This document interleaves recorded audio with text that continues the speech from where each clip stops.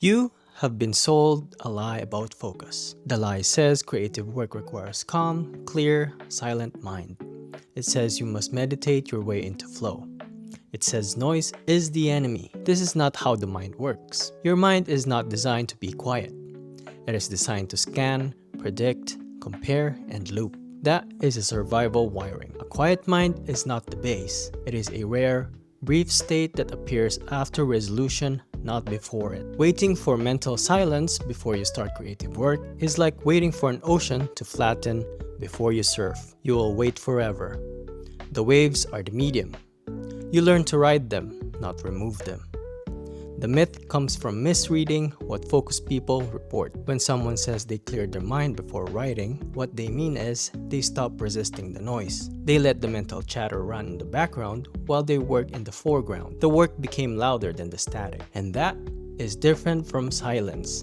That is redirection. The attention economy in 2026 has created a pervasive myth. If you cannot focus, you are broken. If you feel scattered, you lack discipline. If your mind races, you need fixing. This is backwards. Your brain is not malfunctioning. It is doing exactly what it was designed to do when placed in an environment engineered for infinite novelty, variable rewards, and algorithmic precision. You are not broken. You are hyper-responsive to complexity. The modern attention landscape is not comparable to anything human evolved to handle. Every platform now uses predictive model trained on billions of behavioral data points. They know when you are most vulnerable to a notification. They know which thumbnail will hold you longest. They know how to create exact rhythm of surprise that keeps dopamine spiking without resolution. Here is what happens in 2026 that did not happen 30 or 40 years ago. Every idle moment is now pre-filled. Waiting used to create space for the mind to wander, consolidate, or rest. And now, waiting triggers a hand reaching for a phone. Every scroll might contain something important. Your brain cannot stop checking because the pattern is unpredictable.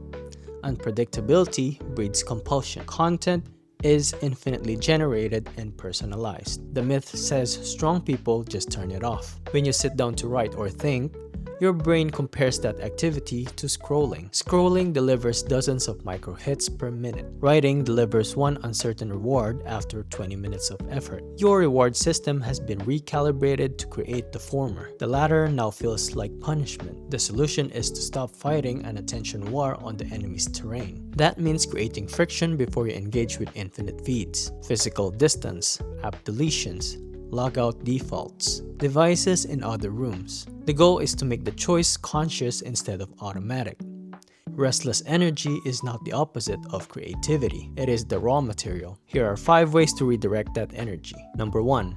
Recognize that restlessness is energy, not evidence. The biggest mistake is interpreting restless energy as proof that you are not ready to create. Restlessness is not a symptom of unreadiness. It is a symptom of energy with no outlet. The moment you give it direction, it converts. What felt like distraction becomes focus. Second one, start with a container, not a goal. Restless energy resists open-ended tasks like write something good or be creative. It triggers paralysis because there is no boundary. The energy scatters across infinite possibility. Instead, create a container. A container is a specific constraint that narrows the field without dictating the outcome. For example, write 200 words about why a specific scene in a movie worked. Sketch 3 variations of a single object from different angles. Record a 2-minute voice memo explaining one idea you had this week. The container does not need to produce great work. It needs to catch the energy. Once momentum starts, brain stops hunting for what to do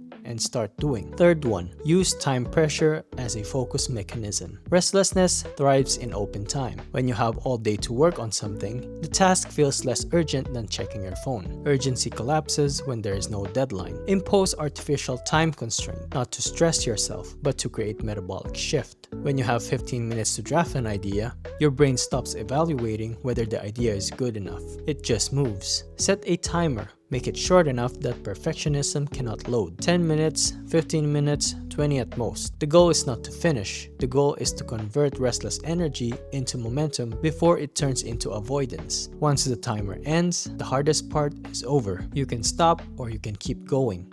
Either way, you are no longer stuck.